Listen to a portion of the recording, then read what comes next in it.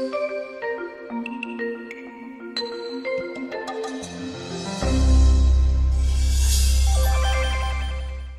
background knowledge, if any of you read the book that it's based on? Did you know any prior history, anything like that? Was anybody familiar with the story or the book or any of that?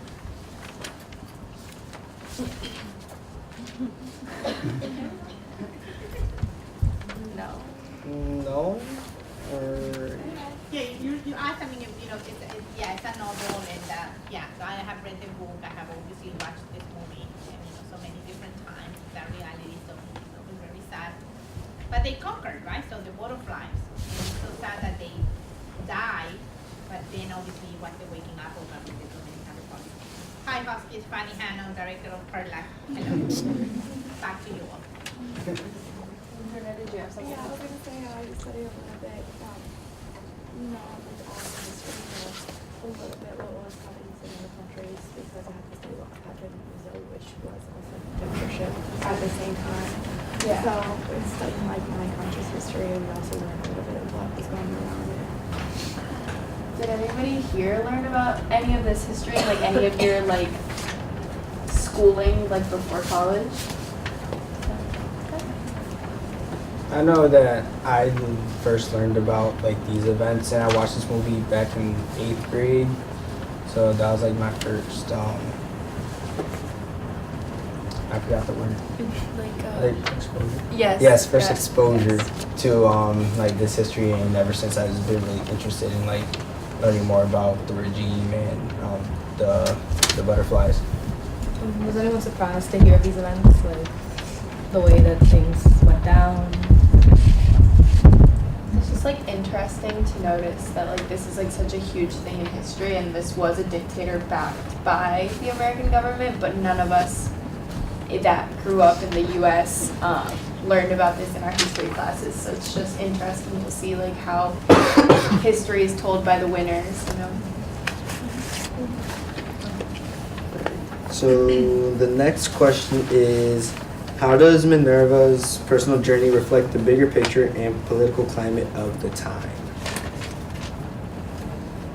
Anybody have any thoughts on that question? Do any of you have anything to input on that question? Well, she was obviously affected because, like, it was personal for her. How she said it was personal because it was her father, and she didn't want to include her sister at first. But then she had to because it's also her father. So that's how she really was impacted. And the guy Leo was also what pushed her more. So she just had a lot of like personal, personal connection. Thank you. To this whole political climate, and she wanted to make a change. So. Also, with her wanting to study law, that was partly like a big part of the part, where like she wanted to become a lawyer, and he from the bat said no. And even though he gave her the opportunity to go to law school, she was not able to practice, and she never got the opportunity. And eventually, whether or not she did like practice law, she still made an impact. And What I found interesting about Minerva is that like before she even met Leo, how she didn't understand why she wasn't able to do certain things, like how she couldn't go to law school and other things, and just like her family was telling her, Dad, don't do this because you can't, and like it's dangerous for the family, and she just didn't understand until like certain events happened, which included the death of her father. I think something that was interesting, I think that her like journey as a woman, especially in this political climate, like was very like it was happening simultaneously to like the gains that like the movement was making. I don't know why I noticed this, but like throughout the movie, like her wardrobe changed, so she was always in a dress, and then as soon as she started gaining like leadership roles and like clout in the movement, like she was wearing pants and like just like I don't know, and then in the final scene she's like in a dress with her sisters, and I don't know if that has anything to do with it, but I think the parallels between like her growing as like a woman and from like starting from the beginning to the end was like very parallel to like the journey of the woman. It's really cool symbolism. I definitely didn't notice that. Yeah. Thanks for catching that. It's really cool. Anybody else? I saw another hand. Did you have anything to say or? Well, as far as like her personal journey, like just the fact that she was like a trailblazer, she could be like a lawyer, that's showing like a change in the society as well. It's like ready to integrate more women. And I think her and her sister were talking about, you know, women need to be involved in this movement too. It's for like your children. So, I mean, she's like changing society, but society is also changing around her. And, you know, women are being a bigger part of the movements. Another thing I noticed was in the beginning of the film how she like it was kind of like everyone was kind of blind to what was going on. There was not exactly like no one really knew that these things were going on, and she, even though like one of her classmates who was obviously young with her had already noticed it, it took her a while to notice it. And even like the disappearance of like young women started like right then and there, and she still took a while to get to that point. So kind of like, have you guys seen that happen like in our society where we kind of get blinded by what's actually going on? Yeah, I found it interesting how like Trujillo was reigning for 31 years, and for the longest time, a lot of people did not know what was actually going on behind the scenes. And it was very interesting how like they all like work together to like get propaganda out and just spread the word of the truth. And I guess in a way, Minerva did, in a way, get her chance to practice law and like establish justice through the revolts. I guess there you go.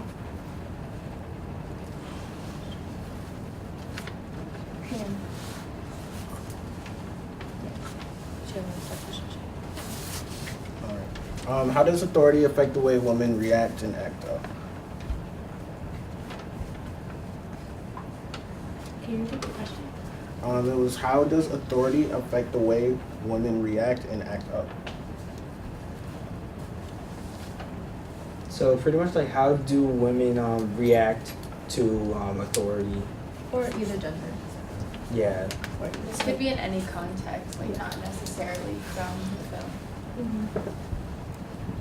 When starting off in the movie, I think anytime that Minerva encounters like an authority figure telling her she can't do something, she sees that as a challenge and something to overcome. I think like in the very beginning, maybe with like Mark Anthony's character, saying that she couldn't be a lawyer, and then I think at some point she said something, oh, maybe you haven't met her. So she kind of takes that as, you know, a challenge to do what she can.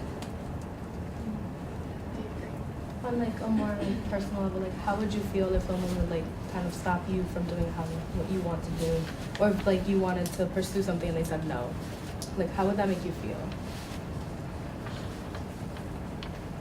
I say personally, like it's very discouraging that someone would like tell me I can't do something that I'm like passionate about, and like it took a lot of courage for Minerva to like push to do what she wanted to do. She made a deal with Trujillo, which is like very risky, and she won and was able to go to law school, which was a feat within itself. And it's hard because like not only is she battling like this huge government that's telling her no, but even like the societal standards are there where people are like, oh, if you like, she was telling her dad like if I become a lawyer, like no nice boy from a nice family is gonna want to marry me. Like everything is kind of fighting against her, so it makes it so much more difficult. Anybody else have any other? There's a power play not only like on the president's authority, but also like on gender roles and stereotypes. You can see in like bigger figures and like bigger parts of the movie, but you can also see in like small things in the way that the family is portrayed and the way that the society is structured and how women are supposed to be like just fit in the box.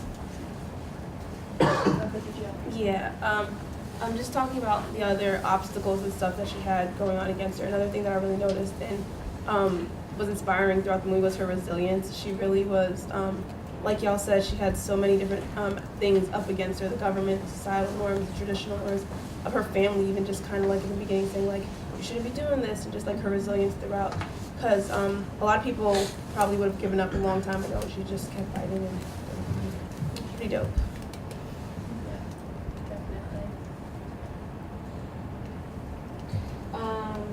For the next question, what measures did the government take to prevent women from fighting back? Besides violence, which is obvious. I say pretty much like start off with the laws of the country back in that time just restricted women from doing a lot of things, like working, certain professions, very patriarchal, so like men had all the power, mostly, and Trujillo ran everything, so they had to get by him first, just in order for anybody to do anything. I feel like they would also target their families as a method of like getting to women specifically. So besides like restricting them, they would threaten their families. So like at first, instead of just targeting Minerva, they targeted her father, and then they made her like watch her husband be tortured. So just like getting to them through their family is definitely something I noticed as a common theme. We also weren't allowed to get an education. Right.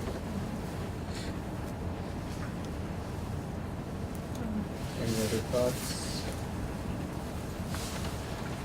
How about like Trujillo's like views of women, specifically young women?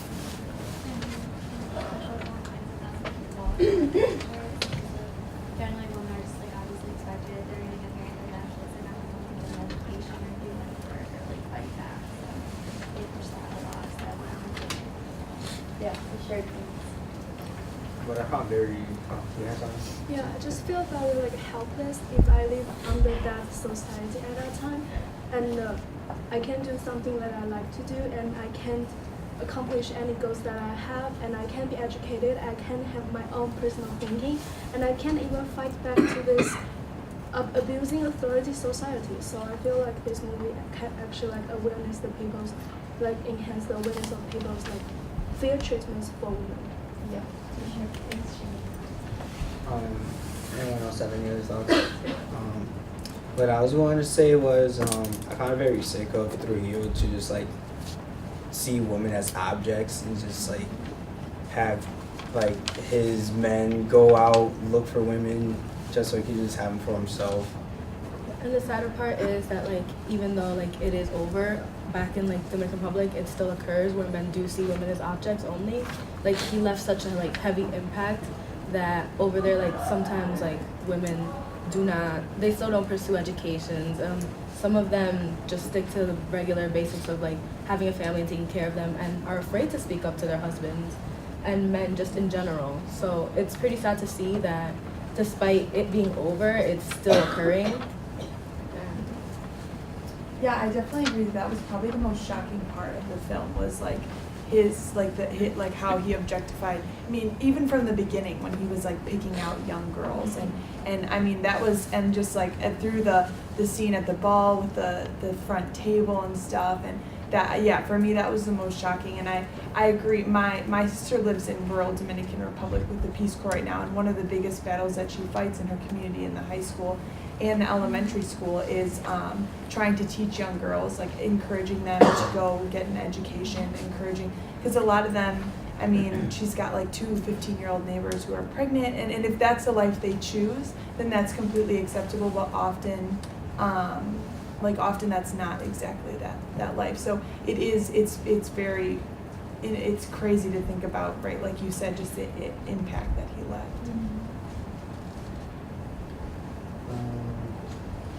I guess we can move on to the next question if no one else has any other thoughts. I mean, I feel like it's also important to like acknowledge that a huge part of that like legacy that's left in Trujillo is because like the United States supported him so much and like backed him, and like I feel like that's something that isn't often talked about, but it's something that the United States has done in so many South American countries, and then like is like, why are these countries such a mess? Well, and like another thing is too, when Trujillo was younger, he was affiliated with gangs, and like he had already started murdering.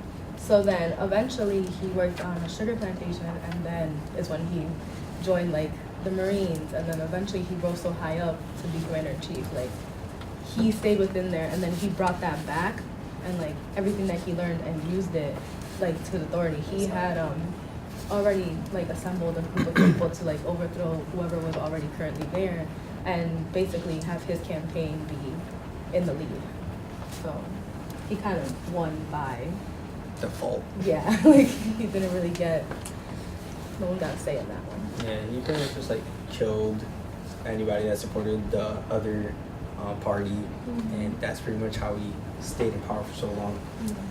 Also, although the United States did like back him like from the beginning, since he rose up in the ranks like so quickly and so efficiently, like they're very fond of him, so they've always supported him. And another thing is like since they established their little military thing in DR, they're against communism. At the same time, Fidel Castro was also in his dictatorship, and then Trujillo and Fidel Castro did not have a good relationship because one was communist, one wasn't. So yeah, like it's very interesting how like internationally how different parties interact. Also, if you were against Trujillo, he would automatically assume you're communist.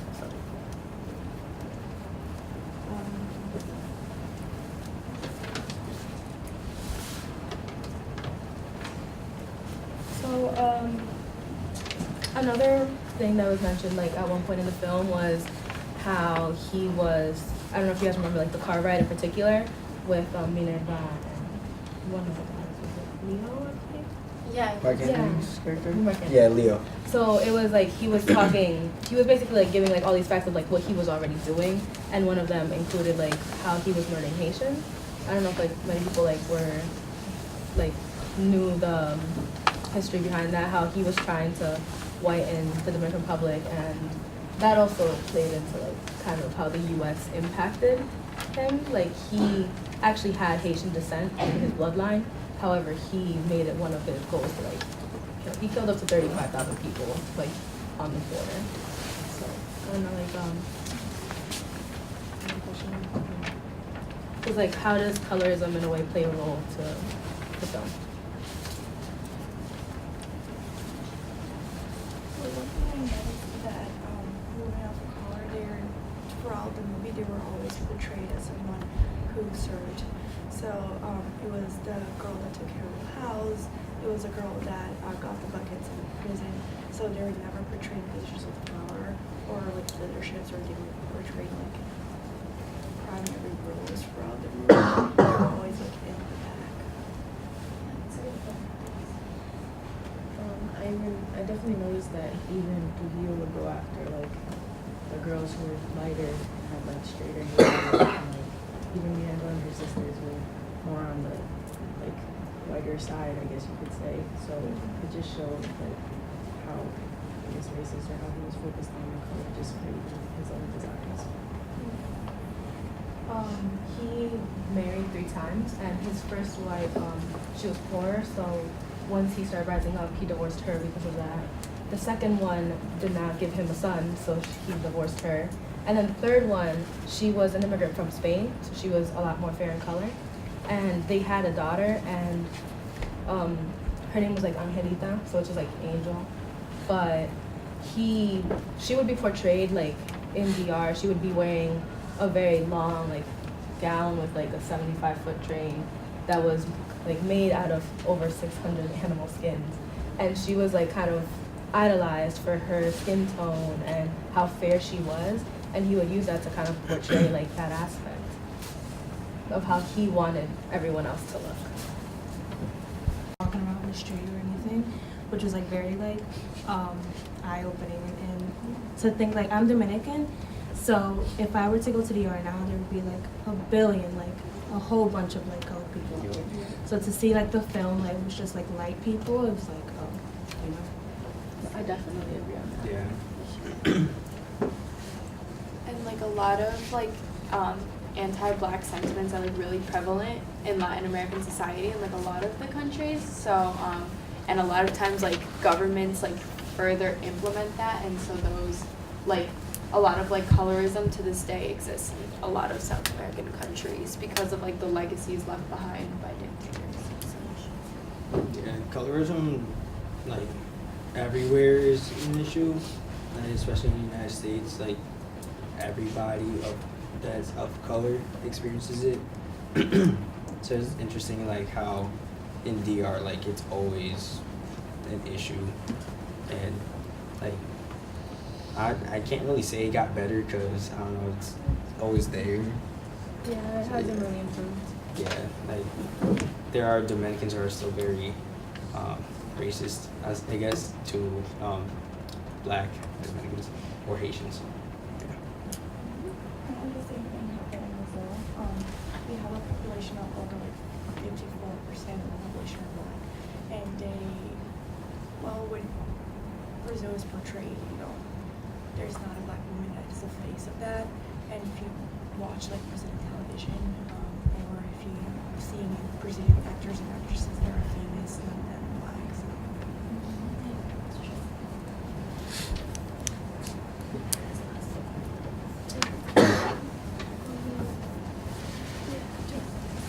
Okay, so back to talking about like kind of like Minerva's home life. What were her father's intentions when speaking to her about her dreams and hopes? Was he trying to save her or sway her from what was occurring in society? It's like super opinion based, so whatever you think. There's no right or wrong answers. I definitely think he was trying to protect her because I know that he must have realized that she's very, stubborn and that she was really, she was gonna follow through with whatever she does. So I don't think he was doubting that she could do it, but I think he just knew that it would cause a lot of trouble and a lot of heartache, and he just obviously wants the best for his kids, and he doesn't want her to go through all of that. So I think he was just trying to protect her.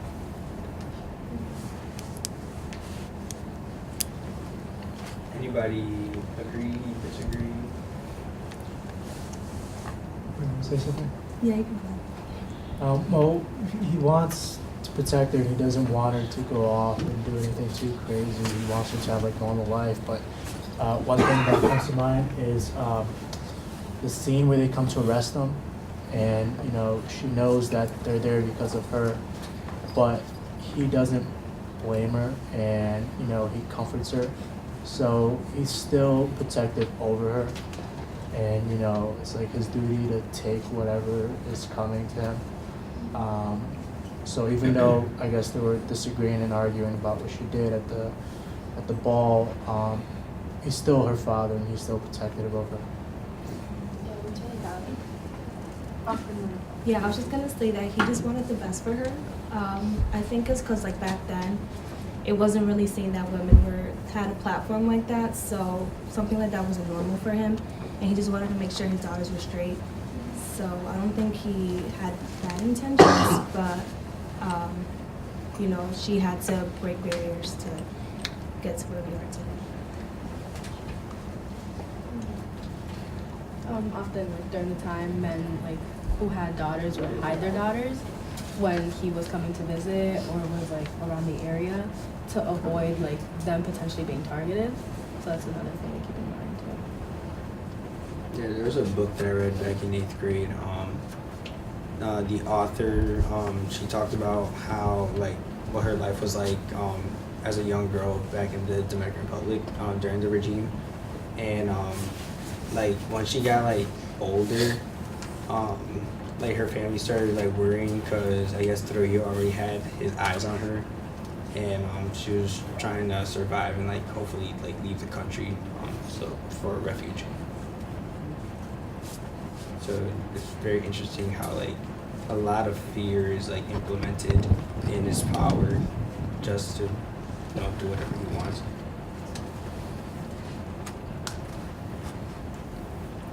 Anybody else have any opinions? I think it's important to, even though the movie didn't go on this, but the book, Julia Alvarez, obviously who wrote the novel, she goes deeper in explaining the involvement of the Catholic Church.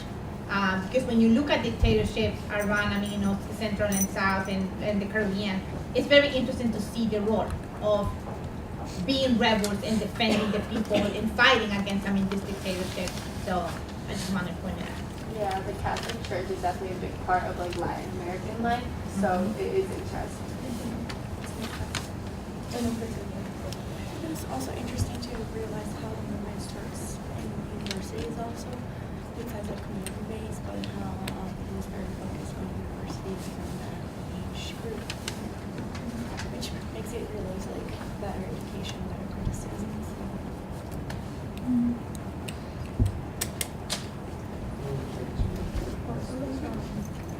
Relating back to like how like the Catholic Church have a lot of like influence, like there was a scene where they literally were like a man ran into the church and they still came after him and brutally beat him.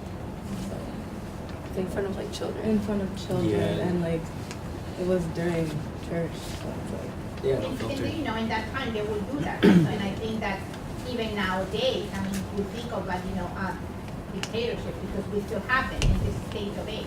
So they use that, right? So they go to places where people congregate to instill fear and, you know, make sure that people know, okay, if you do this, you know, you're gonna be dead like this man or this woman, you know. I think we have one more question. Are there any traces of Trujillo in Dominican society today? So, yeah, we did talk a little bit about that, how men treat women. Anybody else want to go into more depth with that? I know we talked about it a little bit. or even in like for example like wherever you are from, if like there are like kind of similarities in like history or even just the way that there's interactions, like is there anything that you can relate to? Even in my family, like my grandparents are Dominican, there's still like you know, my family would be like, why don't you straighten your hair that much? Or you know, like there's remnants of like thinking that maybe you should look less black. You know what I mean? Like it's just like how the time they were raised in, and it's still in them. You know what I mean?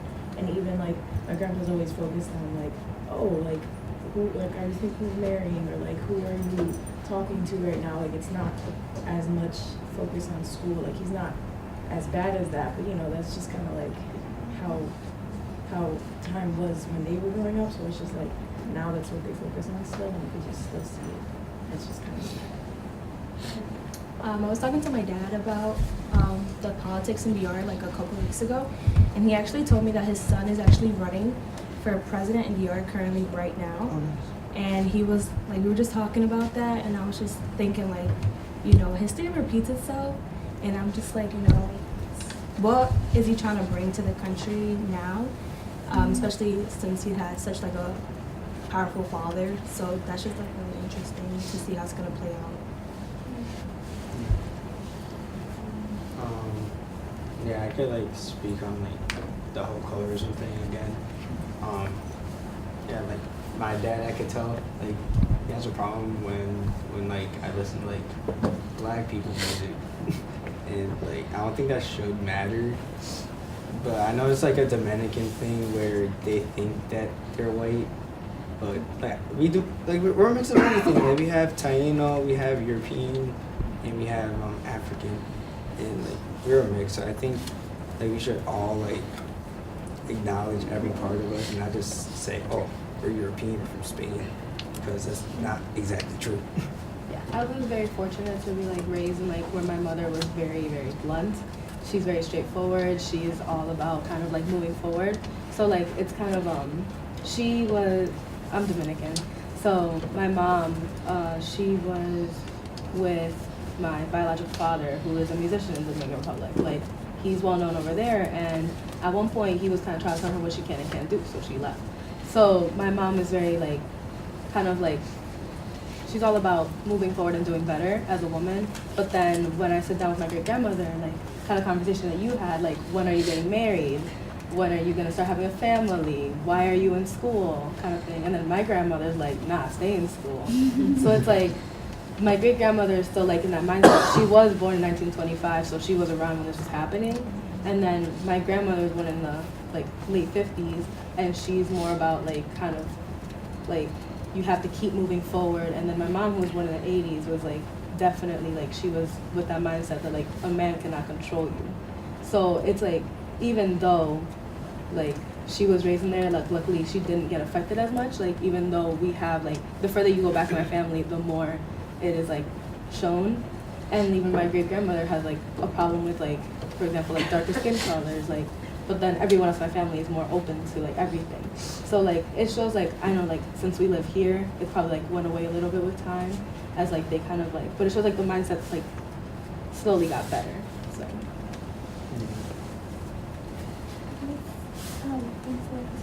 Go ahead. So I think it's important to recognize how, like Latin American countries, they also they struggle right now with like human rights issues, religious issues, democracy issues because they had little time to do it.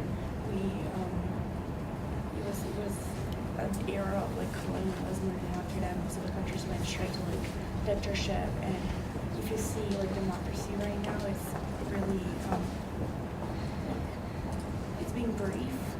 It wasn't established for like such a long time, so it feels like the countries back there, they're like kind of walking around in like training wheels right now. So they're now learning how to like move forward with human rights issues and democracy issues. Right, because they were like colonized for so long, and then they had a little bit of time, and then they had like America intervening all over. So they really haven't had that much time to be actually independent. And well, you guys know what I'm saying? Yeah, I just had a question, I guess, for you, Chris. Like, you said you and your father had that difference, like, in opinions. Like, what, to what extent do you think, like, your view is shaped by having lived in America, I'm assuming, most of your life? Yeah. Like, do you think you would still have the same opinion if you had, like, grown up in the Dominican Republic? Or is that just, like, a generational thing?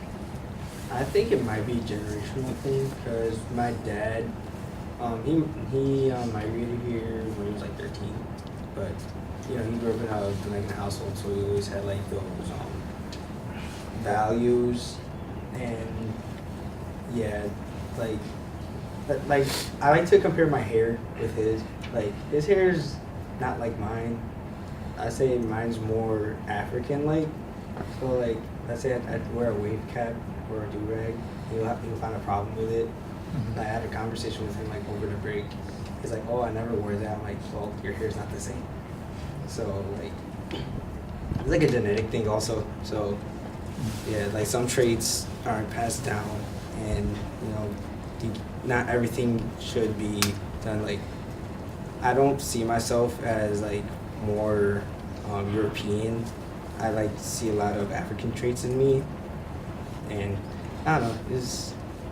I was just asking because I guess there is a difference in like how people view race. Like there's like an American like view that is more, I guess like one drop, and you're something else. You're not white. And in other countries, especially Latin American countries, I've found that it's unless you're like mostly or completely black, you're not treated as black. So you could be like 80% like black, and you're not considered like black. Completely, so there is that sort of different view. So I was just wondering how much that played into it. That's really Yeah. I know my cousins. So Yeah. I have two cousins who came from the Dominican Republic about 3 years ago now, and where we're from in the Dominican Republic, it's like really poor, and you see more traits like of African descent, and they're very much darker than me, and they came over here hoping to get lighter. Like, they wanted to get lighter over here, and I don't know how that's gonna happen. Like, you're just like that. So it's a matter of like, they had that mindset that if they came over here, automatically they are whiter, which is obviously not a thing. And then I literally, we constantly fight. Like, one of them is my age. We are 20 days apart, and then the other one's 2 years younger than me. And I literally had to sit down and have a conversation with him because he has a girlfriend back there, and he thinks that he can control her from here. That's not gonna happen. And I told him straight up, like, that's kind of like my connection to like the movie kind of thing. Like in the movie you saw how like the dictatorship like wanted to control the women, but then there were men there who were like supporting the women. But then like he kind of reminded me like, wow, like men still see that over there. And like they're very much like, oh, I can control what you do. And like they kind of want to reject that they have like African descent, even though they're literally like, they are darker by a lot. So it kind of shows how it still kind of ties over there, and like their view, like even though it is like through the generations, they still view it the same. even though like for example his mom who she's lighter than them and she's very quiet. So like when my uncle speaks, she is quiet. She does not speak for herself. Like she does not advocate, and that kind of brings through the times of that. But then like my mom will like have to yell at her own brother, saying like, "Why do you keep doing that?" Like she has a voice of her own. So like it shows that even though like through the generations there are some like changes, it's still like very like a dominant thing. Yeah, and I also noticed like Dominicans tend to favor like lighter skinned people over like darker skinned people, and I just find it very interesting because in Dominican culture there's a lot of like things that like derive from African, like our music has a lot of African beats or African instruments. Then we also have like Taino, also implemented it. Like everything's mixed, and like I personally don't like the fact that you got like they like to favor one specific thing over the rest. Does anyone have any opinions they want to say? Or anything they've noticed in their families? Because some things could be really similar. Well, my dad, he's very pale with blue eyes, and my mom, she's darker than me. And my grandma would say, "Oh, you need to find a husband like your dad, with light eyes, light skin. I don't want no dark babies." But my grandma's darker than me, so that's just like, you know, kind of like contradicting yourself, because you want to like, I guess you got to learn how to self-love over there, especially down there. You would like walk down the streets in DR and you would see billboards, and you wouldn't see not one dark person up on the billboards, which is like something very, you know, eye-opening. But that's just like my personal experiences with colorism, and it's like right in like the family. So if it's in my family, imagine in society. Yeah, I think like there's a tendency everywhere to just like really value like Eurocentric beauty standards, like seeing things that are like traditionally white features as like the most beautiful thing. And I think like as a society we're all trying to like move past that, but I think it's still really prevalent, especially in South America. I'm Peruvian and Colombian, and specifically in Peru there's a lot of like discrimination towards the indigenous people. They're also like darker, so, and a lot of times they're just like portrayed as like, oh, they're always poor, they're always like maids, or like they always have the lower jobs. And it's just interesting to see how like everywhere in every country people are discriminated. Like another thing is like here, obviously like people would be like, oh, like you're Latina, like you could kind of tell like where I'm from. If I hop up a plane over there, then I'm called rubia, which means blonde, or like it automatically means like I'm from here, I have that privilege, I have like, not everyone here is blonde, and like they automatically just say like, oh, but I'm rubia, like you're blonde, and like it's automatically seen that since I'm from here, I'm kind of like whiter and like their aspects. It's interesting because in South America, like a lot of the things that make you white or black or like indigenous like aren't really just about how you look. Like certain things you can do, they'll be like, oh, like that, like you're more white or you're more, it like doesn't even matter like what you look like, which is really interesting that you brought up that point. Yeah. Well, like when you were talking about how your cousin wanted to, whiten himself when he came here. Yeah. Yeah, so this made me think of Sammy Sosa. So Sammy Sosa is a Dominican baseball player, and his real skin color is pretty dark. So he used like bleaching cream and made himself way lighter. It's kind of scary. But like it's like the lighter that like you're lightening your skin, so you look kind of deadly. Yeah, like he looks dead. Yeah, it doesn't look good. You can search a picture. But yeah, like I guess in a way he wanted to like whiten himself to, And he talks about being Dominican with a lot of pride. So for him to kind of want to change that aspect was very like I feel like it left a bigger impact in the Dominican Republic as well. Kind of brought back to that point where like it made like colorism more of a thing, because he was kind of like seen as like an ideal figure, and then he did this to himself. Now people over there are like, oh, like he doesn't like it, why should I? Kind of like where the media plays a higher impact on people. Yeah, like what was it? I had a thought in my mind. Like I guess in his eyes, being Dominican means being white, and then like he had so much pride. I guess this is what I'm thinking. Like he had so much pride and like, oh, I am Dominican, I love it, but I'm not dark, I'm not light enough, so I'm gonna make myself lighter. At least that's what I'm thinking. Could have possibly happened.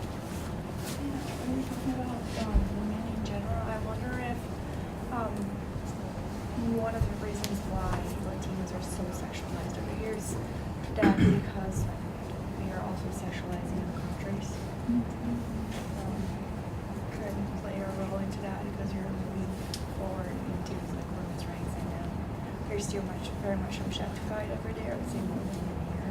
So that we have like that Latinos there. Even like over there, like if you have curlier hair, they kind of like make you like, they tell you that straightening it is like the better way to go. It makes you look more appealing. Like they don't talk about how like it like makes you any different. Like they just talk more about like how it makes you appear. So they care definitely more like about the appearance part and how like even over there like you have to dress a certain way. Like I like wearing pajamas, and I get a lot for it because I don't like to dress up. And with my family, they're like, oh, why don't you dress better? Why don't you do your hair? Why don't you do anything? I'm like, because I want to be like this. So it's like, even then, like, okay, that's like the one thing my mom wasn't advanced in, like when it came to appearance. So I don't have really curly hair. I had curlier hair. However, when I was like going through middle school, no one else had my hair. So I straightened it a lot and ruined my own hair. So now I'm just like with wavy hair, like it's getting curled a little bit back at the bottom. But like it's like over there when I'm in New York, because I'm from New York, and there's like, you know, like Washington Heights, which is like little DR. And when I'm there, my aunt owns a beauty shop, and she's like, oh, let me do your hair, let me do your hair. You can't go around like that, you don't look presentable. Change your clothes, why aren't you wearing jeans, why are you wearing leggings, why are you wearing sweatpants? Why is that a hoodie and not a dress shirt? Like, it's like over there, and it's not even to make me like more business-like, it's to make me look better. Yeah. Like it's not to kind of enhance like my intelligence or anything like that. It's more to show that it makes me more likely to be objective.